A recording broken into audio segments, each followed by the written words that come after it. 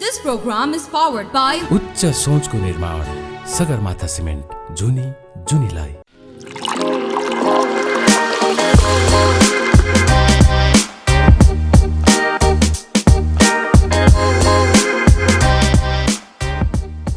They say that the young people are the future of the country. But the question I want to ask is, shouldn't they be the present of the country, steering us towards a prosperous future? Ladies and gentlemen, welcome to Chia Golf. हेर्दै हुनुहुन्छ Chia Golf only on Prime Times HD र म हुँ आयुषा चालिसे र आज हामीसँग यस्तोको युवा हुनुहुन्छ जसले चाहिँ एकदमै ठुलो इम्प्याक्ट पार्नु भएको छ अहिलेको जेनेरेसनमा जस्तो लाग्छ मलाई, स्पेशली अब political सिनारियोमा।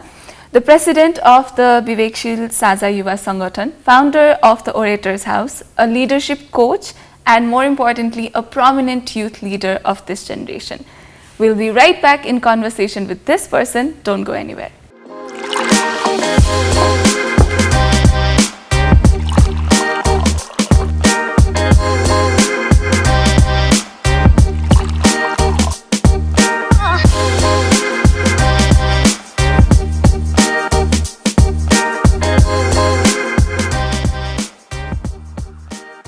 Welcome back to Chia Golf, ladies and gentlemen. Ma Ayusha ra आज हामीसँग हुनुहुन्छ none other than Mr. Abdus Mia. Welcome to the show. Thank you. नमस्कार. So Chia Golf मा यहाँलाई स्वागत छ। हामी चाहिँ चिया खाँदै कुराकानी गर्छौं। So तपाईलाई चाहिँ चिया मन पर्छ भनेर भन्नुभएको थियो अघि तर So तपाईलाई चिया है त? So usually how many cups of tea do you drink in a day? यो नेता बन्न थालेपछि चिया अलि धेरै खाइन्छ हैन? त्यस कारणले गर्दाखेरि म धेरै खान्छु तपाईले सोचे भन्दा अलि धेरै नै। So Chia Golf this every day को रुटिन हो तपाईको लागि? या बिहान दिउँसो बेलुका मिटिङ्समा मिटिङ भन्दा अगाडि मिटिङ सकिए पछाडी चिया खाइन्छ, एकदमै धेरै चिया खान्छु। So यहाँ चाहिँ अब यङ लिडर युथ लिडर हैन? So youth leader भनेर भन्दाखेरि चाहिँ मलाई कहिलेकाहीँ चाहिँ एउटा क्वेशन चाहिँ के आउँछ भन्दा दिमागमा, why should a leader be named youth भनेर के young भनेर किन आइडेन्टिफाई गर्नु पर्यो? A leader should be a leader regardless of age भन्ने कुरा चाहिँ मलाई चाहिँ त्यो लाग्छ हैन? So do you think a leader needs to be youth अथवा non youth leader भन्ने हुन्छ? So what do you think about this? हो तपाईले भने एकदमै सही हो। लिडरलाई यस्तो युथ अथवा मच्योर्ड अथवा अरु कुनै क्वालिफायरको आवश्यकता नपर्नु पर्ने हो हैन? लिडर हुनु पर्ने हो। तर नेपालको कन्टेक्स्टमा लाई हेर्ने हो भने चाहिँ लिडरहरु त भए धेरै भए तर एउटा उमेरको मात्रै लिडरहरु भए। तपाईले अहिले नेपाली पोलिटिक्सको हेर्नुहुन्छ भने ठुला पोलिटिकल पार्टीको सिनियर पोलिटिकल लिडरशिपमा हेर्नुभयो भने त्यहाँ सिर्फ 60 वर्षदेखि 80 वर्षसम्मका मान्छेहरुको मात्रै जमात देख्नुहुन्छ। अनि सधैँभरि लिडर भनेको त 60 देखि 70 वर्षको उमेरको 80 वर्षको उमेरको मात्रै मान्छेहरु हो कि के हो भनेर चाहिँ एउटा कन्फ्युजन जस्तो क्रिएट भयो। त्यसपछि म पनि लिडर हो है तर हामी चाहिँ युवा लिडर हो भनेर भन्नुपर्ने आवश्यकता युवा लिडरहरुलाई पनि पर्यो कि अथवा बाहिर पोलिटिकल अप्टिक्समा हेर्दाखेरि जर्नलिस्टहरुले अरूले हेर्दाखेरि चाहिँ उहाँहरु पनि लिडर हो तर उहाँहरु चाहिँ युवा लिडर हो भनेर त्यसरी आइडेन्टिफाई गर्नु परेको छ जस्तो लाग्छ। तर म यसलाई चाहिँ यो कुनै स्याड कुरा चाहिँ होइन, यसलाई पोजिटिभली कसरी हेर्नुपर्छ भन्दाखेरि चाहिँ those of the leaders who are not youth do not have the youthfulness, youth को त्यो जुन additive value हुन्छ नि त्यो भ्यालु चाहिँ उहाँहरुमा हुँदैन होला। सो लिडर बन्नु त असाध्य राम्रो कुरा हो तर लिडर बन्दा बन्दै युवा रहनु चाहिँ फेरि त्यो अझै भ्यालु एडिसन जस्तो लाग्छ। सो मैले अघि शो बिगिन हुँदाखेरि भनेको थिएँ youth are the future of the country भनेर भनिन्छ भनेर हैन? सो युथ लिडरलाई चाहिँ पालो नदिनको लागि अथवा फ्युचरको लागि होइनहरु भनेर त्यो नाइभिटी अथवा इनएक्सपिरियन्स छन् भनेर चाहिँ युथ भन्ने लेबल दिएको जस्तो लाग्छ कि लाग्दैन? हो, म यो कुरामा youth are the future of the country भन्ने कुरा चाहिँ इन्सफिसिएन्ट हो भन्ने लाग्छ हैन? Youth are also the companion of today present यो मलाई लाग्छ र त्यो हो जस्तो लाग्छ। तर फेरि पनि हैन हामी जब युथ एन्ड पोलिटिक्सको कुरा गर्छौं राजनीतिमा युवा छन् कि छैनन् होला भनेर प्रश्न सोध्ने हो भने मनज्ञ छन् होइन। तपाईँ नेपाली कङ्ग्रेसमा हेर्नुहोस् युवा छन् होइन। कम्युनिस्ट पार्टीहरू होइन अहिले त 3-4 वटा छन् के अरे, र त्यहाँ पनि तपाईँले हेर्नुभयो भने त्यहाँ पनि युवा प्रशस्त छन्। युवा कहाँ छैनन् भन्दाखेरि चाहिँ युवा इलेक्टोरल पोलिटिक्समा छैनन् होइन। जब पार्टीको नेतृत्व गर्नुपर्ने स्थिति हुन्छ, पार्टीको सेन्ट्रल कमिटीमा युवाहरू छैनन्, त्योभन्दा माथि सचिवालयमा युवाहरू छैनन् अन्य पार्टीहरूमा, र जब चुनाव आउँछ र त्यो चुनावमा क्यान्डिडेसी पनि युवाहरूलाई त्यति धेरै दिइन्न। त्यस कारणले गर्दाखेरि अहिले भन्नु परेको छ हामीलाई फ्युचर मात्रै भनेर साइड नलगाउनुहोस् होइन। र हामी प्रेजेन्टको पनि कम्पेनियन हो, र यो फ्युचरलाई धेरै लिभ गर्ने, धेरै बाँच्ने चाहिँ र धेरै भोग गर्नुपर्ने चाहिँ सम्भवतः युवा हो। त्यस कारणले गर्दाखेरि युवालाई तिमीहरूको पालो फ्युचरमा मात्रै आउँछ भनेर भन्नु चाहिँ अन्याय हुन्छ। राइट, त्यो फ्युचरमा पालो दिनलाई नै युवा भनेको जस्तो पनि फिल हुन्छ मलाई अब एज के भन्ने अब as an audience as somebody who is keen on politics होइन। So I wonder why youth leader don't get the platform.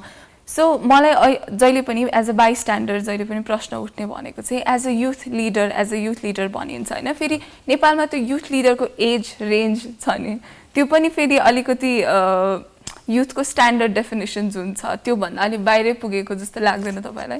हो, अब पोलिटिक्समा त यति धेरै समस्या छ, विशेष गरेर पुराना पार्टीहरू जसले आफूलाई कन्स्ट्रक्ट गर्न सकेका छैनन्, त्यसलाई इम्प्रोभाइज गर्न सकेका छैनन्, ती पार्टीहरूमा समस्या छ। तपाईँले भने जस्तै अहिले तपाईँ विद्यार्थी सङ्गठनका प्रमुखहरू हेर्नुहुन्छ भने उहाँहरू 40 वर्षभन्दा सिनियरहरू हुनुहुन्छ क्या होइन। अब उहाँहरूको कतिपय स्थितिमा चाहिँ उहाँहरूको जुन विधान छ होइन अर्गनाइजेसनको, त्यो विधानले पनि दिँदैन, नदिँदै पनि उहाँहरूले त्यसलाई पनि मिचेर त्यसरी आफू विद्यार्थी कालबाट बाहिर गइसके पछाडि पनि त्यो पोलिटिक्स गर्नको लागि युनिभर्सिटिजहरूमा त्यो विद्यार्थी सङ्गठनहरू कब्जा गर्ने, पोलिटिकल पार्टीहरूको इन्ट्रेस्टमा नै यो भइरहेको छ। नेपालमा तपाईँ ठुला पोलिटिकल पार्टीका युथ अर्गनाइजेसनका प्रेसिडेन्टहरूको उमेर तपाईँले कहिले हेर्नुभयो भने तपाईँलाई अचम्म लाग्छ।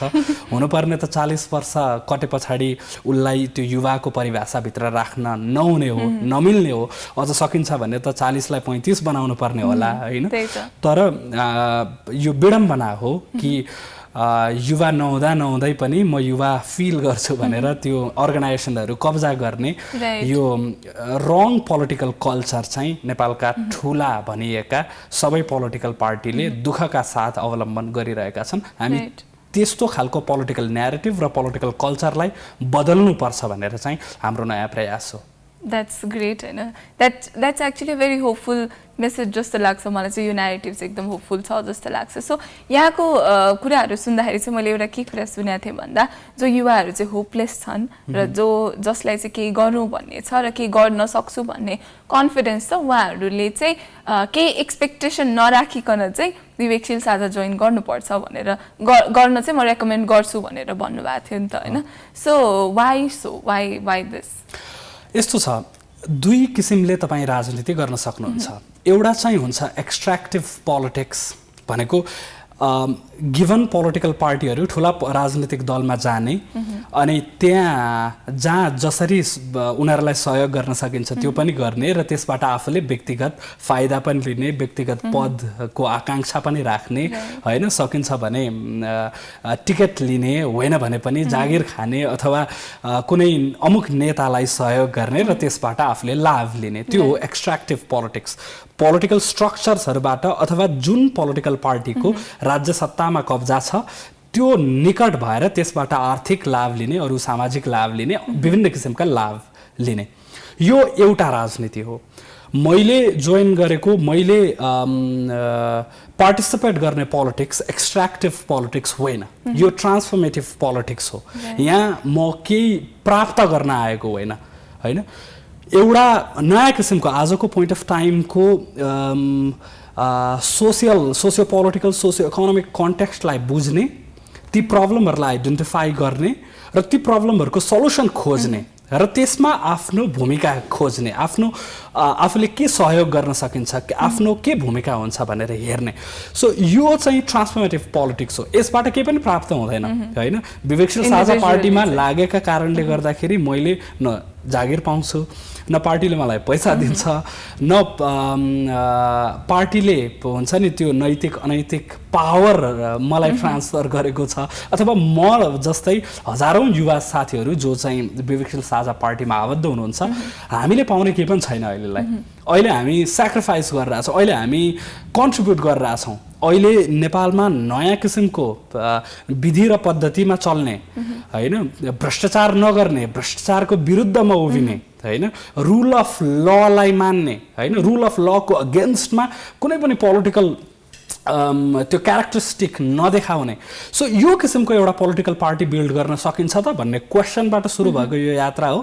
त्यस कारणले गर्दाखेरि त्यो यो ट्रान्सफर्मेटिभ पोलिटिक्सको यात्रामा हामी सिर्फ आफूले के योगदान गर्न सकिन्छ भनेर गरिरहेछौँ।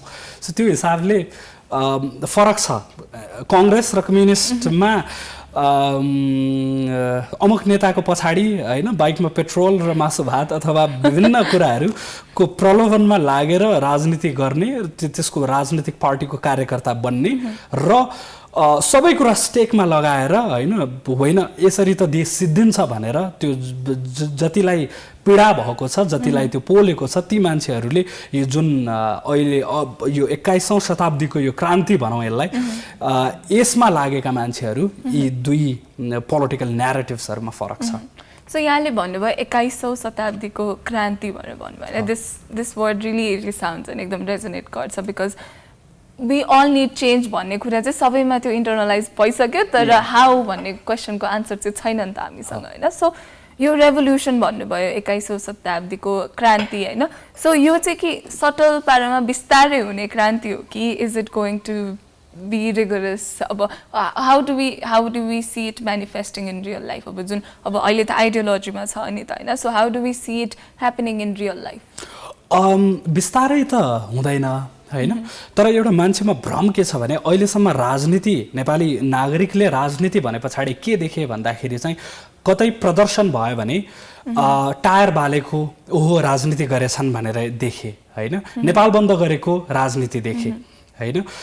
प्रोफेसर्स तपाईँ एकाडेमिक इन्स्टिट्युसन्सहरूमा हेर्नुहुन्छ, युनिभर्सिटिजहरूमा हेर्नुहुन्छ भने प्रोफेसरहरूलाई कालो मोसो लगाएको, चप्पल जुत्ताको माला लगाएको, लखटेको, खुकुरी हानेको, लाइब्रेरी जलाएको, यो सबै कुराहरू चाहिँ राजनीति हो भनेर आम मान्छेले देखे। अर्को राजनीति के पनि देखे भने अमुक नेता को चाप्लुसी गरेको होइन, त्यस पछाडि त्यो ब्याकडोरबाट इथिकल अनइथिकल विभिन्न किसिमको डिसिजन गरेको होइन, किचन क्याबिनेट भनिन्छ क्यारे। सो यो सबै परिदृश्यलाई चाहिँ नेपाली नागरिकहरूले ओहो राजनीति त यस्तो गन्दा खेल रहेछ भनेर बुझ्नुपर्ने बाध्यता हामीले देख्यौँ। तर हामीले सुरु गरेको राजनीति के हो भन्दाखेरि अब यसरी हुँदैन होइन। टायर बालेर कतिन्जेल राजनीति गर्ने, नेपाल बन्द गरेर कतिन्जेल राजनीति गर्ने। अबको राजनीति भनेको शान्तिपूर्ण आन्दोलनको राजनीति हुनुपर्छ। अबको राजनीति भनेको पोलिसीहरूमा कम्पिटिसनको राजनीति हुनुपर्छ। अबको राजनीति भनेको भ्रष्टाचार गरेर गनाएका मान्छेहरूलाई चाहिँ त्यो पोलिटिकल एरिना भन्दा बाहिर राख्ने, उनीहरूलाई आउटकास्ट गर्ने किसिमको राजनीति हुनुपर्छ होइन। अङ्ग्रेजीमा एउटा शब्द छ क्या, स्नलिगस्टर्स भन्छ क्या, श्रुड एन्ड अनप्रिन्सिपल्ड पोलिटिसियनहरूलाई स्नलिगस्टर्स भन्छ क्या। तपाईँ नेपालको ठुला राजनीतिक दलहरू हेर्नुहुन्छ भने सबै स्नलिगस्टर्सहरूले भरिएका छन् होइन, ग्याङस्टर्सहरूले भरिएका छन्। तपाईँ पार्लियामेन्टको ढोका खोलेर हेर्नुहोस्, कतिपय अधिकांश धेरै होइन सबै पोलिटिकल पार्टीमा यस्ता मान्छेहरू भेटिन्छन् जसको पछाडि विभिन्न किसिमका अपराधिक मुद्दा र मामिलाहरू अहिलेसम्म निष्कर्षमा नपुगेका होइन, त्यसको भारी बोकेर बसेका सांसदहरू तपाईँले देख्नुहुन्छ। सो यो किसिमको राजनीति होइन। अबको राजनीति के हो भन्दाखेरि चाहिँ अब टेक्नोलोजी फ्रेन्डली राजनीति हो होइन। मान्छेहरू भन्छन् नेपाली काङ्ग्रेस बन्न त 20-25 वर्ष लागेको थियो, तिमीहरू बन्न पनि 20-25 वर्ष लाग्छ भनेर म मान्दिनँ त्यो कुरा। नेपाली काङ्ग्रेस जतिखेर बनेको थियो त्यतिखेर मान्छेहरू हिँडेर एउटा घरबाट एउटा गाउँबाट अर्को गाउँसम्म पुग्नु पर्थ्यो होइन, डडेलधुराबाट काठमाडौँ आउनु पर्यो भने होइन महिनौँ लाग्ने स्थिति थियो नि त। त्यस कारणले गर्दाखेरि आज त्यो छैन। आज तपाईँसँग म जुन पोलिटिकल कन्भर्सेसन नेपालको पोलिटिकल कन्टेक्स्टमा कन्भर्सेसन गरिरहेको छु यो लाखौँ मान्छेहरूले हेर्नेवाला छन् होइन। मिडिया सोसियल मिडियामा मलाई हजारौँ मान्छेहरूले फलो गर्छन् भनेको हाम्रो जति युथ लिडर्सहरू हुनुहुन्छ हामी टेक्नोलोजीमा यति अगाडि छौँ कि हामीलाई हजारौँ लाखौँ युवाहरूले आजको दिनमा आजको पोइन्ट अफ टाइममा फलो गर्छन् भनेको हामीले एउटा पोलिटिकल न्यारेटिभ एउटा सोसियल कन्टेक्स्ट एउटा मुद्दा उठाउने बित्तिकै त्यसमा ठुलो समर्थन हुन्छ। आज हामीलाई हिजो 20 वर्ष अगाडि जसरी पोलिटिकल पार्टीहरूले एउटा आमसभा गर्नको लागि महिनौँ मेहनत गर्नु पर्थ्यो, आज हामी फेसबुक लाइभ मार्फत राइट अवे आमसभाहरू गर्न सक्छौँ र त्यसमा हजारौँ मानिसहरू सहभागी हुन्छन्। त्यस कारणले गर्दाखेरि पोलिटिकल पार्टी बिल्डिङको यो हाम्रो जुन जर्नी छ यो त्यति लामो हुनेवाला छैन। मात्र के हो भन्दाखेरि चाहिँ पुराना पोलिटिकल पार्टीहरूले आफ्नो पोलिटिकल अर्गनाइजेसनको दममा आफूले अकुत सम्पत्ति जुन राज्यबाट उनीहरूले भ्रष्टाचार गरेर कमाएका छन् त्यसको दममा उनीहरूले हाइज्याक गरेर राखेका छन् होइन। बौद्धिक वर्गलाई हाइज्याक गरेर राखेका छन्, मिडियाहरूलाई हाइज्याक गरेर राखेका छन्, त्यस पछाडि समुदायहरूलाई हाइज्याक गरेर राखेका छन् र त्यो उनीहरूको कब्जा जसरी गरेका छन् त्यसलाई कसरी फोड्ने हो भनेर चाहिँ हामी प्रयास गरिरहेको छौँ। तर इन्जिनियरिङमा एउटा इन्ट्रेस्टिङ कुरा के छ भने अजङ्गको ठुलो बिल्डिङ छ भने देयर आर सर्टेन पोइन्ट्स जहाँ तपाईँ हान्नुहोस् होइन त्यो पुरा बिल्डिङ चाहिँ त्यसैको प्रेसरले गर्दाखेरि तबाह हुन्छ। र नेपाली कङ्ग्रेस र कम्युनिस्ट पार्टीहरू पनि लगभग त्यस्तै ठुला धरोहरहरू हुन् र त्यसको शार्प पोइन्टहरूमा चाहिँ होइन फ्यु पोइन्ट्सहरूमा चाहिँ अट्याक गर्नुपर्छ र त्यो स्ट्रक्चर आफ्नै प्रेसर र आफ्नै त्यो वेटले त्यसलाई ध्वस्त बनाउँछ र यो ध्वस्त हुन आवश्यक पनि छ किनभने यसले एक्जिस्टिङ स्ट्रक्चर्सहरू डिस्ट्रोय हुँदा नै नयाँ अल्टरनेटिभहरू हामीले रिप्लेस गर्न सक्छौँ नि त। हो तर यति मात्रै भनेर हुँदैन। त्यो एक्जिस्टिङ पोलिटिकल स्ट्रक्चरहरूले चाहिँ नेपालमा भ्रष्टाचार अति बढाए होइन। नेपालमा रुल अफ ल भन्ने कुरै छैन क्या नेपालमा रुल बाई ल छ क्या। म यसको एउटा अहिलेको एक्जाम्पल दिन्छु। यो एक्जाम्पल चाहिँ हामीले यो ब्रेक पछि सुन्ने नै छौँ होइन। So ladies and gentlemen this conversation is really insightful. Right now it's time for a short break. We will be right back.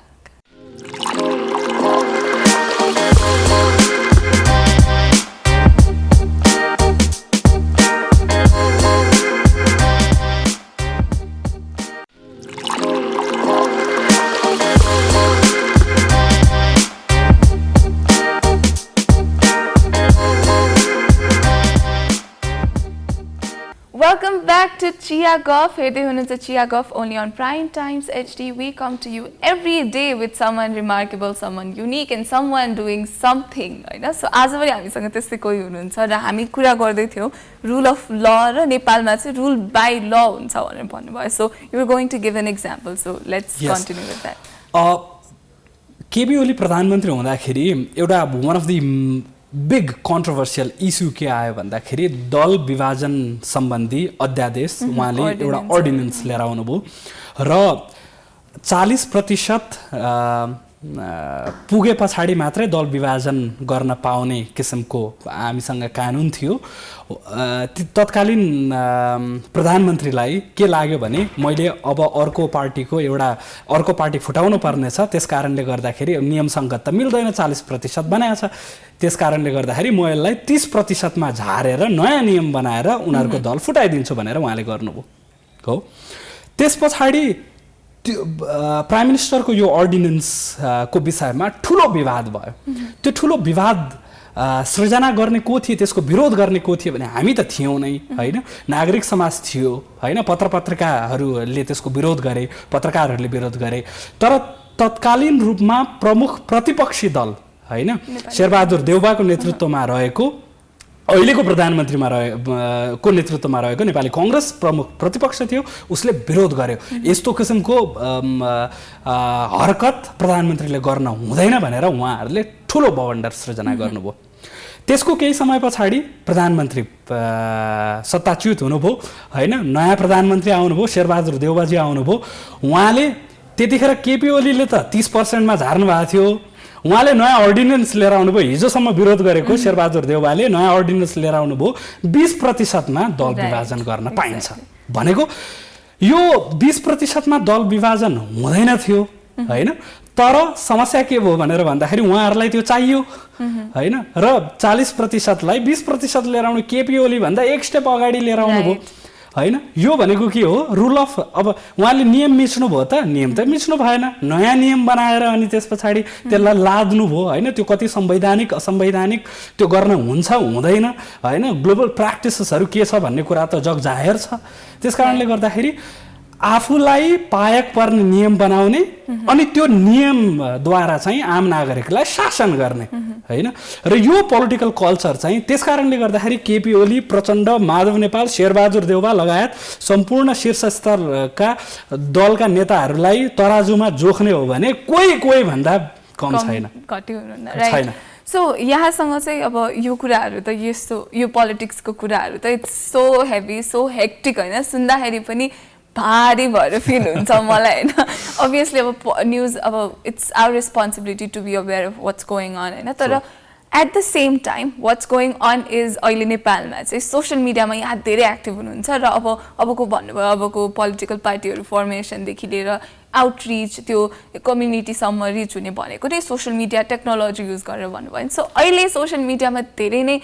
चलिआएको चाहिँ धेरै कुरा हुने चाहिँ आइडेन्टिटी पोलिटिक्सको छ हैन सो आइडेन्टिटी पोलिटिक्स चाहिँ कतिको नेसेसरी छ जस्तो लाग्छ यहाँलाई आइडेन्टिटी पोलिटिक्स भनेको जसरी म मुस्लिम समुदायबाट प्रतिनिधित्व गर्छु अब म नेपालको संविधानले यदि मुस्लिमहरूलाई अवहेलना गर्छ अथवा इनफ राइट्स दिँदैन भने मैले त्यसको रिप्रेजेन्टेसन गर्ने हैन तपाई महिला हुनुहुन्छ महिलाहरूमाथि इन्जस्टिस भएको छ अथवा पूर्ण अधिकार दिएको छैन भने त्यसमा गर्ने सो यो किसिमको हुन्छ नि जेन्डर रिलिजियन हैन जियोग्राफी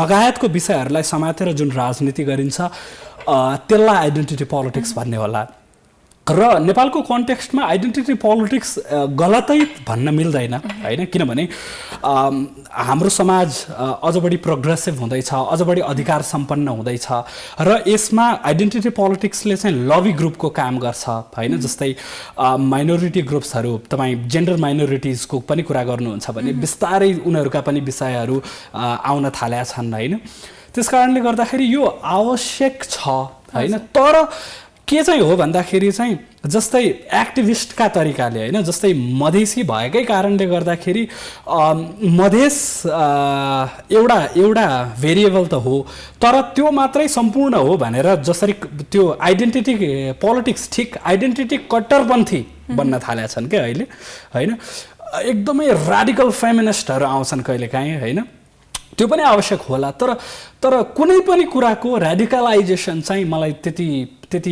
सही हो भन्ने लाग्दैन भलै त्यसको आवश्यकता त्यो टाइम एन्ड कन्टेक्स्ट अनुसार आवश्यक पनि हुन सक्छ आइडेन्टिटी पोलिटिक्स यो आइडेन्टिटी पोलिटिक्सले चाहिँ संसारभरि नै अहिले चाहिँ एउटा मैले अब ग्लोबल पोलिटिक्स हेर्दा अथवा नेपाली पोलिटिक्स हेर्दा इन्डियामै भनौँ यो आइडेन्टिटी पोलिटिक्सले चाहिँ अलिक पोलराइज गरेको हो कि हैन आइडेन्टिटीमा धेरै फोकस भएर people are it's more like you versus me instead of I need this you need that भन्ने हैन it sometimes gets to that so you versus me भन्ने जुन समस्या छ अब यहाँ पनि अब क्लब हाउसमा धेरै डिस्कसन्सहरुमा देखाएको थिएँ मैले यहाँको कुराहरु पनि सुनेको थिएँ सो त्यति बेला पनि it sometimes becomes binary कि यो भयो भने यो हुन्छ कि यो भयो भने यो हुन्छ यो मिडल ग्राउन्डमा हामी आएर कमन उसमा काम गर्न सक्दैनौं भन्ने हालको त्यो के भन्ने पोलराइजेसन भइसक्यो हैन सो यसलाई चाहिँ कसरी मिटिगेट गर्छ तपाईं यहाँ अब as a politician how do you see yourself mitigating this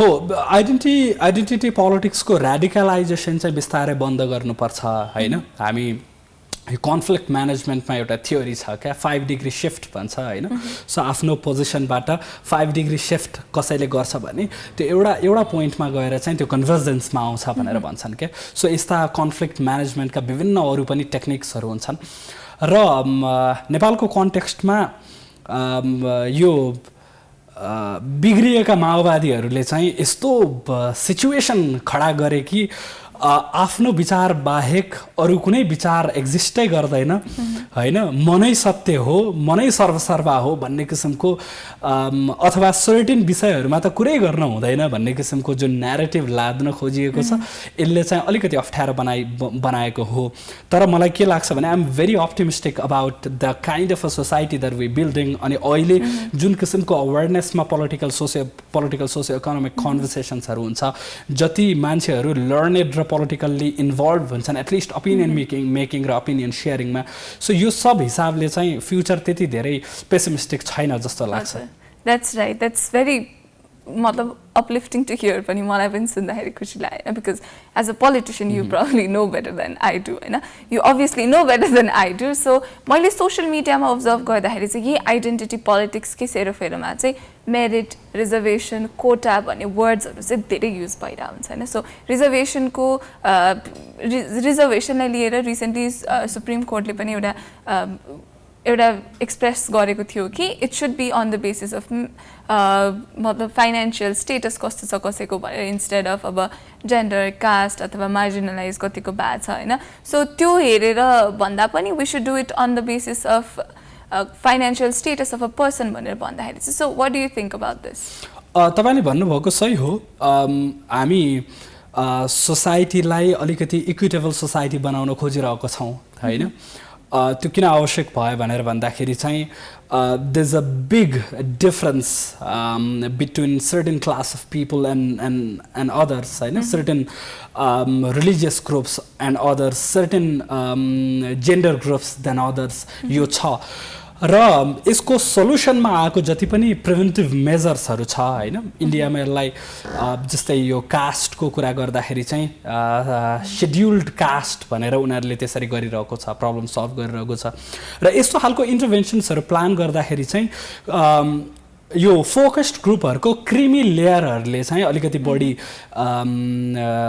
राज्यबाट त्यो सेवा सुविधा उपभोग गर्ने र त्यो समुदायको इकोनोमिक बटम लाइनमा भएका मान्छेहरूले चाहिँ सरकारका ती योजना र कार्यक्रमहरूबाट त्यति धेरै लाभ प्राप्त नगर्ने किसिमको समस्या देखिएको छ तर मलाई के लाग्दैन भने यो त्यति ठुलो समस्या हो भन्ने लाग्दैन यो चाँडै चेन्ज हुन्छ हैन हामीले यस्तो खालको इक्विटेबल अभ्यास गर्न थालेको त धेरै भएको छैन नि त त्यसकारणले गर्दाखेरि यो एकदमै अप्टिमिस्टिक कुरा हो र अहिले सर्वोच्चको जुन न्यारेटिभ छ त्यसलाई पनि अलिकति अपव्याख्या भएको जस्तो लाग्छ त्यसको पूर्ण पाठ तपाईँले अध्ययन गर्नुभयो भने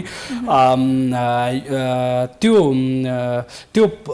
अहिलेसम्मको इन्टरभेन्सन भन्दा त्यति धेरै फरक चाहिँ छैन तर रिजर्भेसन चाहिन्छ किन चाहिँदैन किनभने यो इक्विटेबल समाज निर्माण गर्ने हो भने त त्यो कहाँ कसलाई के आवश्यकता छ भन्ने राम्रोसँग डायग्नोज गरेर अनि त्यस पछाडि गर्ने हो नि त त्यसो भएको हुनाले आम अप्टिमिस्टिक यो कुरामा पनि र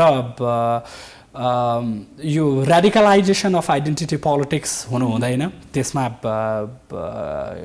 कुरा ठिक हो र अहिलेको यो जति जेन्डर इन्क्लुजनका कुराहरू छन् हैन अपर्च्युनिटीका कुराहरू छन् वेल्थ डिस्ट्रिब्युसनका कुराहरू छन् यी सबै कुराहरूमा हाम्रो समाज अझ बढी इक्विटेबल हुनुपर्छ भन्ने लाग्छ right that's very positive good to hear coming from the leader of the future भनौँ न होइन सो यति बेला चाहिँ हामी अर्को पनि छोटो ब्रेकतर्फ लाग्छौँ we will be right back in conversation with Abdus मिया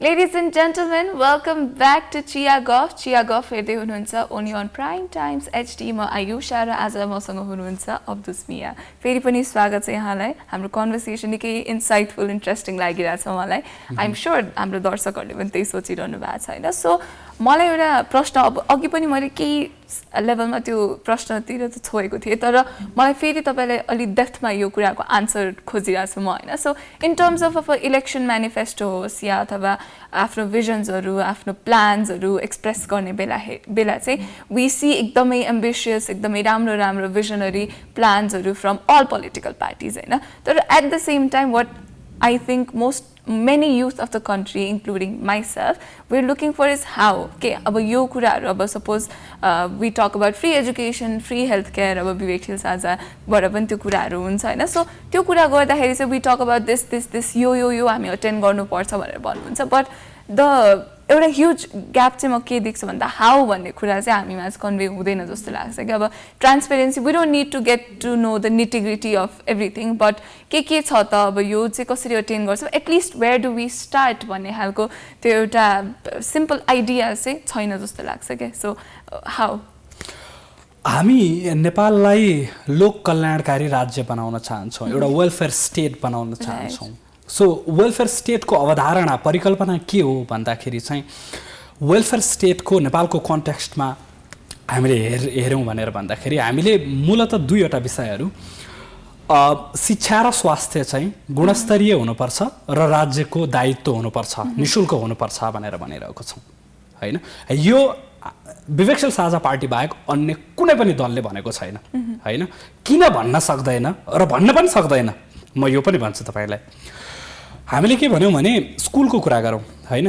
आजसम्म नेपालमा लास्ट 30 इयर्समा नेपाली कांग्रेस र कम्युनिस्ट पार्टीहरूले मिलिजुली सरकार बनाउँदाखेरि कतिजना मान्छेलाई शिक्षा मन्त्री बनाए र शिक्षामा कति पैसा खर्च गरे भनेर भन्दाखेरि त्यसको लेखाजोखै छैन होइन पछि हाम्रो सरकार बने पछाडि हामी त्यसमा इन्भेस्टिगेसन गर्छौँ र कसले कति पैसा घपला गरे भनेर होइन त्यो हामी खोज्छौँ त्यो पछाडि आउँछु म हामीले भने के हो भन्दाखेरि चाहिँ यस्तो नेपालमा जम्मा 30 मिलियनको पपुलेसनमा शिक्षाको प्रब्लम सल्भै गर्न नसक्ने हो त होइन यो त होइन 500 वटा बुढानीलकण्ठ स्ट्यान्डर्डको स्कुल बनाउन एउटा स्कुल बनाउन जम्मा 20 करोड रुपैयाँ पर्छ होइन तपाईँ 500 वटा बुढानीलकण्ठ स्ट्यान्डर्डको स्कुल बनाउने हो भने होइन भौतिक पूर्वाधार अहिले शिक्षामा सबैभन्दा ठुलो समस्या के भन्दाखेरि पूर्वाधारहरू गोठ जस्ता स्कुलहरू हुन्छन् होइन काठमाडौँभन्दा अलिकति पर बसेर हामी हेरौँ त होइन विभिन्न जिल्लामा होइन सार्वजनिक शिक्षालयहरूको अवस्था हामी हेरौँ त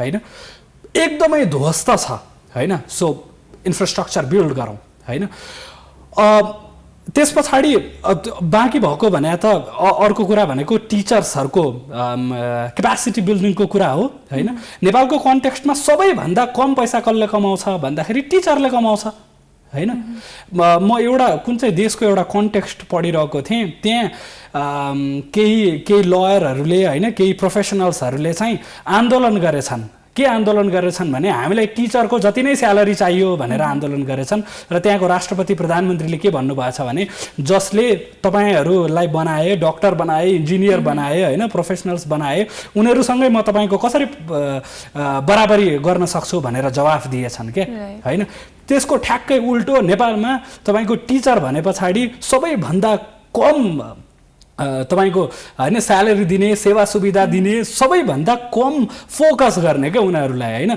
सबैभन्दा कम फोकस गर्ने एकाडेमिक इन्स्टिट्युसन्सहरुको पब्लिकको कुरा गरिरहेको छु इन्फ्रास्ट्रक्चरको दर्दनाक समस्या र तपाईको म 28 वर्षको भएँ 28 वर्ष अगाडि हैन गोरखामा म जन्मे र म चाँडै नै काठमाडौँ माइग्रेट गरेँ र आजको यो स्थितिसम्म आइपुगेँ तर जुम्ला हुम्ला अथवा जाजरकोटमा जन्मेको 28 वर्ष अगाडि मै जन्मेको मितिमा जन्मेको कुनै अर्को आजको दिनमा जो युवा छ हैन उसको र मेरो तपाईको स्थिति हेर्नुहुन्छ भने त्यो आकाश पातालको फरक छ किन भनेर भन्दाखेरि चाहिँ the kind of the education इन्स्टिट्युसन्सहरुको फरक त हैन त्यो ग्रुमिङको फरक यो सबै कुराको यो फरकले गर्दाखेरि चाहिँ यस्तो स्थिति हो नि त अनि कहिलेसम्म हामी यो भोगिराख्ने हैन सो स्कुल्सहरु बिल्ड गर्न सकिन्छ हैन स्कुल पब्लिक स्कुललाई बेटर बनाउन सकिन्छ तर कांग्रेस कम्युनिस्टका नेताहरु प्राइभेट स्कुलमा लगानी गरेर भ्रष्टाचार गर्ने अनि त्यसपछि त्यहाँ लगानी गर्ने अनि त्यसको आफ्नो प्रफिट कम हुन्छ भनेर पब्लिक इन्स्टिट्युसन्सहरुलाई ध्वस्त बनाउने यही चलिरहेको छ तपाई हेल्थ केयरको कुरा गर्नुस् लास्ट लकडाउनमा कोभिड सिचुएसन एकदमै पेन्डेमिक हुँदाखेरि स्थिति के भयो भन्दाखेरि हाम्रो हेल्थ केयर सिस्टम लगभग ध्वस्त भयो हैन।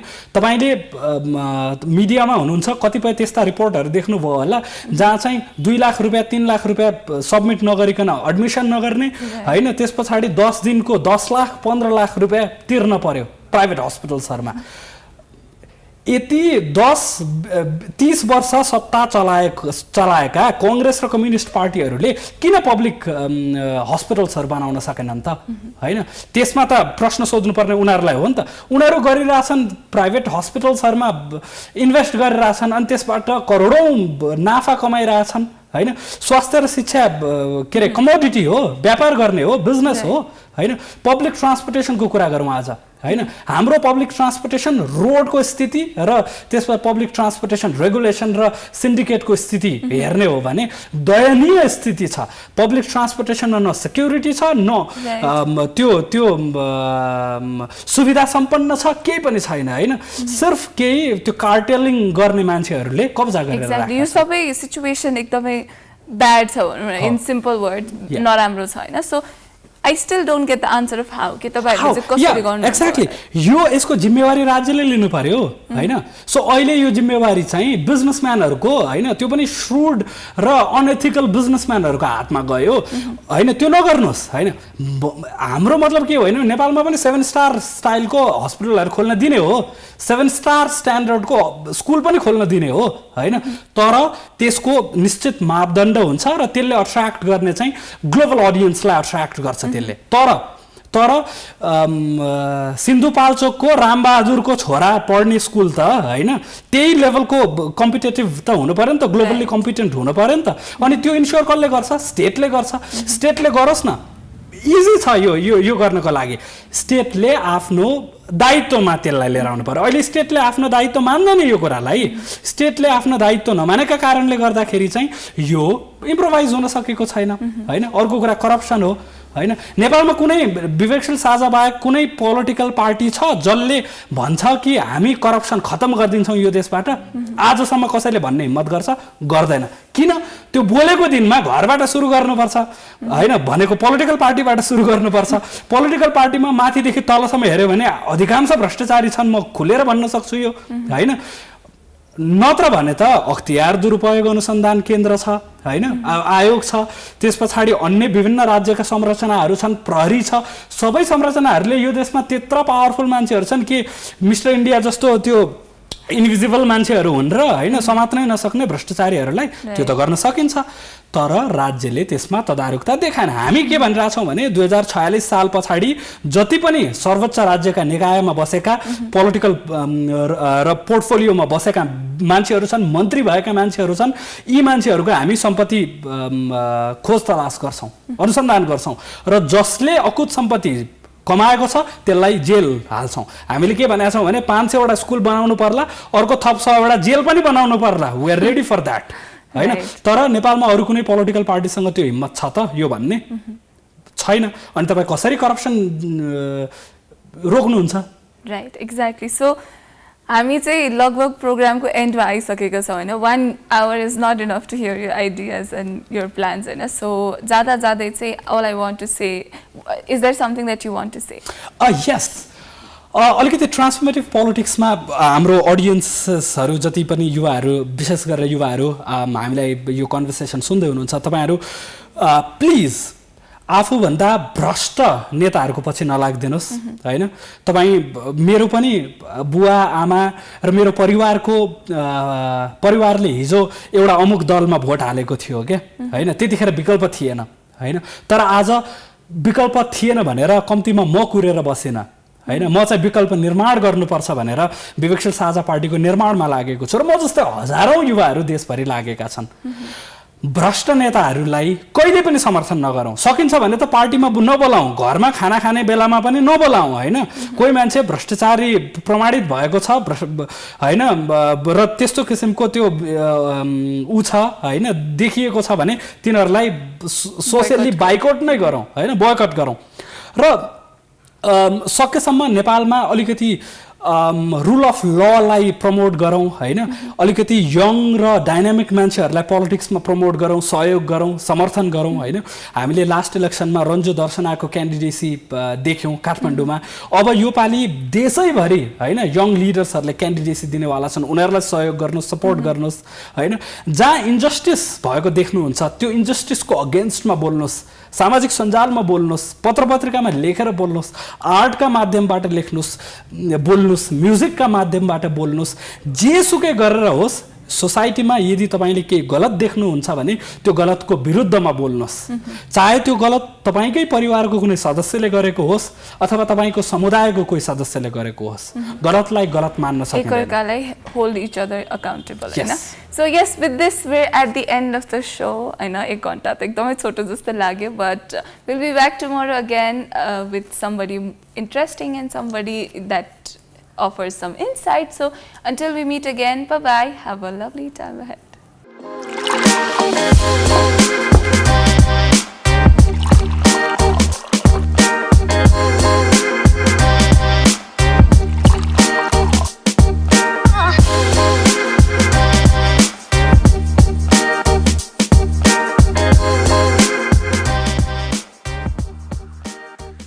This program is powered by उच्च सोचको निर्माण सगरमाथा सिमेन्ट, जुनी जुनीलाई।